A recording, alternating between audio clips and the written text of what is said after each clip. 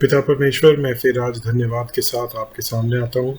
और जब प्रभु हम आपका वचन खोलते हैं तो हम आपकी मदद को मांगते हैं, आपसे समझ बुद्धि को मांगते हैं। प्रभु, हमारे मनों की आत्मिक आँखों को खोलिए कि हम वचन के सही अर्थ को, जो लेखक का उद्देश्य था, उसको हम समझने वाले हो सकें, उसको अपने जीवन में अपनाने वाले हो सकें, उन बातों को जो हम सीखते हैं और पढ़ते हैं प्रभु। और परमेश्वर, वो बातें हमें प्रभु यीशु मसीह के स्वरूप में और ज़्यादा दिन प्रतिदिन ढालती जाए। ये प्रार्थना प्रभु यीशु के नाम से मांगता हूँ, आमीन। दोस्तों, आज हम पहला कोरिन्थियों उसका आखिरी अध्याय देखेंगे। और पौलुस जब भी किसी को पत्र लिखता था, अपनी कलीसियाओं को, कलीसिया के लोगों को पत्र लिखता था, तो उसकी आदत थी कि वो आखिरी का जो पार्ट होता था, आखिरी का जो अध्याय होता था, उसमें वो एक तरह से जैसे गुड बाय करते हैं ना, उस तरह से लिखता था। वो धीरे धीरे शुरुआत करता था और धीरे धीरे ख़त्म करता था। आखिरी में पौलुस काफ़ी बातें बता देता था कि किस परिस्थिति में उसने लिखी, कौन कौन लोग उसके साथ थे, पौलुस कहाँ पे है, कब उनसे मिलने आएगा। क्योंकि ये सारी कलीसियाएँ जो पौलुस की पत्रियाँ हैं, वो उसने अपनी उन कलीसियाओं को लिखी जो उसने पहली, दूसरी और तीसरी मिशनरी यात्राओं के दौरान उसने स्थापित की थी। तो आइए हम देखते हैं आज पहला कोरिन्थियों उसका अंतिम अध्याय, 16वां अध्याय। इसमें पौलुस किन किन विषयों में बात करता है। सबसे पहले पौलुस शुरू करता है जो कलेक्शन थी, यानी कि जो ऑफरिंग थी, जो संतों के लिए जो यरूशलेम में थे उनके लिए इकट्ठी होनी थी। और यहाँ पे हमें ये भी पता लगता है कि ऑफरिंग्स जो हैं वो एक नए नियम में भी कॉन्सेप्ट है। कोई भी व्यक्ति अगर मिनिस्ट्री में फुल टाइम लगा हुआ है, परमेश्वर की सेवा सही तरीके से सच्ची सेवकाई कर रहा है, तो कलीसिया का फ़र्ज़ बनता है, या जिन लोगों की वो सेवा कर रहा है उन तक परमेश्वर का वचन पहुंचा के, उन लोगों का फ़र्ज़ बनता है कि उस व्यक्ति की जीविका में, उसके परिवार को किसी चीज़ की कमी ना हो। तो जो भी हम दान देते हैं उससे उस व्यक्ति का घर चले, उसके बच्चे जो हैं वो पले बढ़े। प्रॉब्लम आज के समय में देने की नहीं है, प्रॉब्लम ये है कि लोग, पहली बात तो सच्ची सेवकाई करने वाले लोग मिलते कम हैं, और दूसरा, अगर वो मिलते हैं तो वो जो पैसा उन्हें मिलता है उसका वो गलत उपयोग करते हैं, लैविश तरीके से उस पैसे को यूज़ करते हैं। सही स्टूवर्डशिप उनमें कम देखने को मिलती है। शायद इसलिए कलीसिया में लोग देना पसंद नहीं करते, और फिर जब लोग नहीं देते तो उन्हें आपको इस तरह के लालच देने पड़ते हैं कि ये तो एक इन्वेस्टमेंट है, आप अपना बीज बोइए और आपको कई गुना इसका प्रतिफल मिलेगा। ठीक है, तो ये तो सब बातें हैं जनरल, लेकिन आइए हम वापस वचन की तरफ लौट के देखते हैं पौलुस क्या कहता है। पौलुस बोलता है, अब उस चंदे के विषय में जो पवित्र लोगों के लिए लिया जाता है, जैसा निर्देश मैंने गलीतियों की कलीसिया को दिया, वैसा तुम्हें भी देता हूँ। गलेशियंस का जो चर्च था, वहाँ भी पौलुस ने इस तरह की बात कही थी, और पौलुस कह रहा है वही बात मैं तुमसे भी बोलता हूँ। सप्ताह के पहले दिन में तुम में से हर एक अपनी आमदनी के अनुसार कुछ अपने पास रख छोड़ा करो, कि मेरे आने पर चंदा न करना पड़े। देखिए, अब ये भी पौलुस कह रहा है कि पहले से तैयारी रखो। सप्ताह का पहला दिन यानी कि संडे, उस दिन तुम इकट्ठा कर लिया करो और अपने पास रखो, मेरे सामने इकट्ठा करने की ज़रूरत नहीं है। तो ये भी एक तरह से आज के सिस्टम से थोड़ा सा फ़र्क है। आज क्या होता है, जैसे कोई मिशनरी आया, वो पहले अपनी कहानी सुनाएगा, फिर वो स्लाइड शो चलाएगा कि देखिए हम यहाँ पे काम करते हैं। और मैं ये नहीं कह रहा कि वो गलत है, गलत तब हो जाता है जब वो इमोशनली मूव करने की कोशिश करे कलीसिया को, या जो वो काम कर रहे हैं उसको बढ़ा चढ़ा के एग्जैजरेट करके लोगों के सामने प्रस्तुत करें, तब गलत होता है, वरना उसमें कोई बुराई नहीं है। लेकिन पौलुस यहाँ कह रहा है कि तुम पहले ही जिनको देना है वो तैयारी पहले से करके रखें, कि मेरे सामने ना करना पड़े। और जब मैं आऊँ तो जिन्हें तुम चाहोगे उन्हें मैं चिट्ठियाँ देकर भेज दूंगा कि तुम्हारा दान यरूशलेम में पहुँचा दें, और यदि मेरा भी जाना उचित हुआ तो वे मेरे साथ जाएंगे। मैं मैकेडोनिया होकर तुम्हारे पास आऊँगा, क्योंकि मुझे मैकेडोनिया होकर जाना ही है।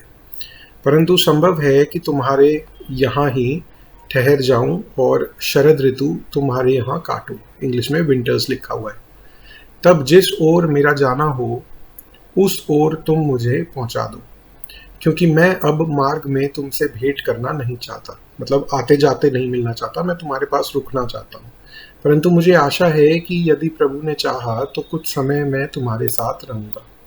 परंतु मैं पेंतेकोस्त तक एफिसस में रहूंगा, क्योंकि मेरे लिए एक बड़ा और उपयोगी द्वार खुला है और विरोधी बहुत से हैं।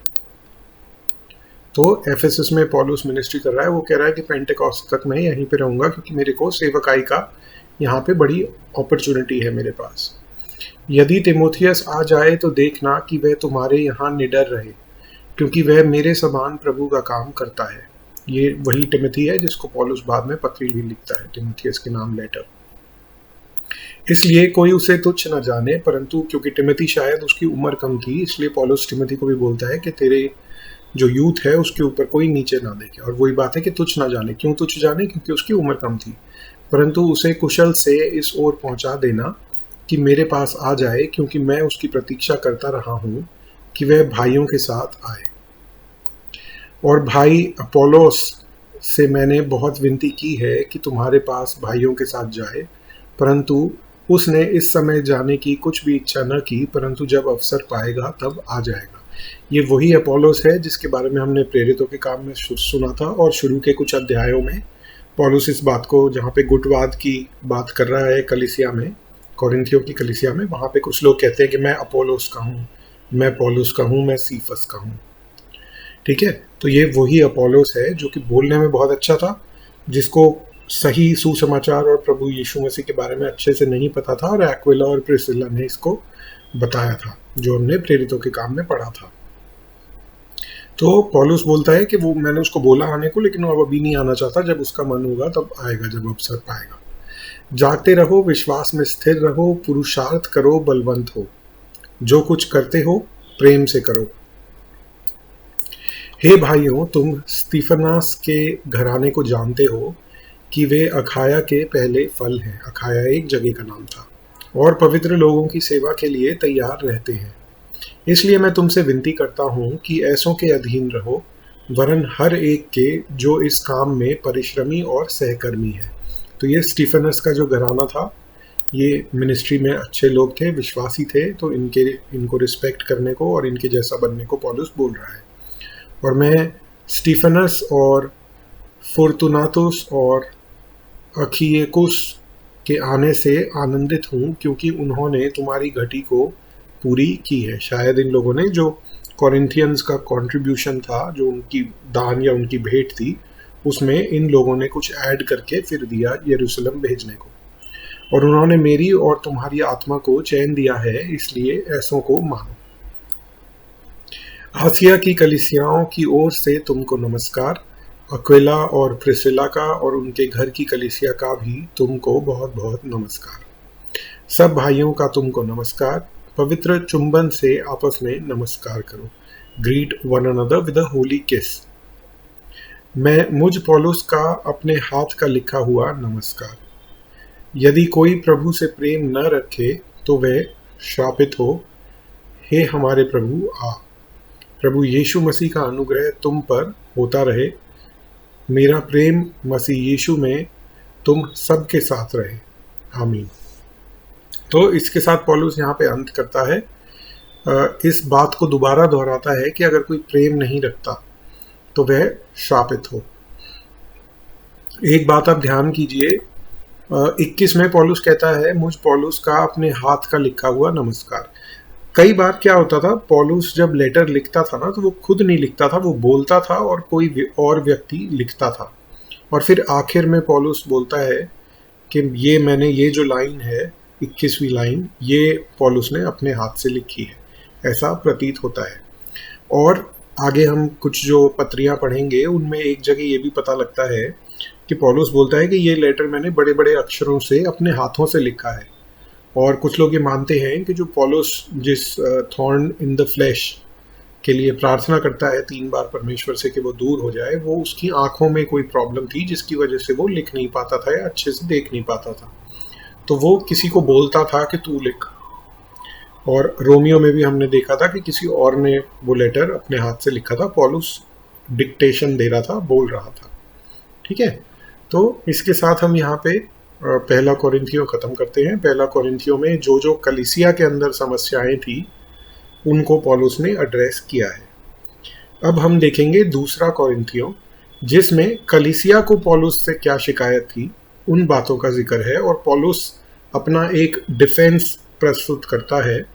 ऐसा प्रतीत होता है कि कुछ लोग आके और पौलुस के विरुद्ध इन लोगों को भड़काते थे, कोरिन्थियंस को, तो पॉल अपना डिफेंस उन लोगों के सामने सेकंड कोरिन्थियंस में प्रस्तुत करता है। तो पहला कोरिन्थियों में पॉल बोल रहा है कलीसिया में जो जो कमियां थी उनके बारे में, और दूसरा कोरिन्थियों में कलीसिया ने जो पौलुस के ऊपर आरोप लगाए थे या कुछ लोगों ने जो आरोप लगाए थे उनको पौलुस उनका डिफेंस प्रस्तुत करता है, अपना बचाव प्रस्तुत करता है। तो वो हम अगले सेक्शन में देखेंगे, जो अगली हम अध्ययन करेंगे अगली किताब का। तो आइए हम प्रार्थना के साथ अंत करते हैं।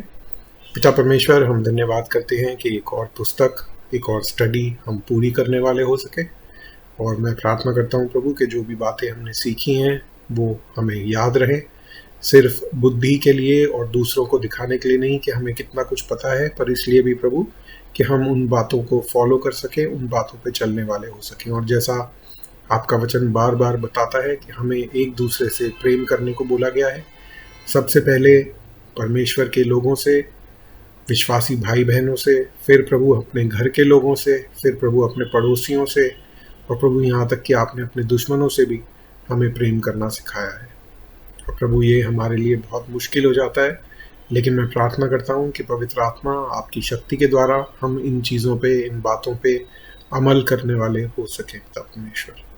तो प्रभु जी धन्यवाद के साथ ये प्रार्थना प्रभु यीशु के नाम से मांगता हूँ, और आने वाले दिनों में जो भी हम स्टडी करते हैं उस पे भी आपकी आशीषों का हाथ प्रभु यीशु मसीह के नाम से मांगता हूँ। आमीन।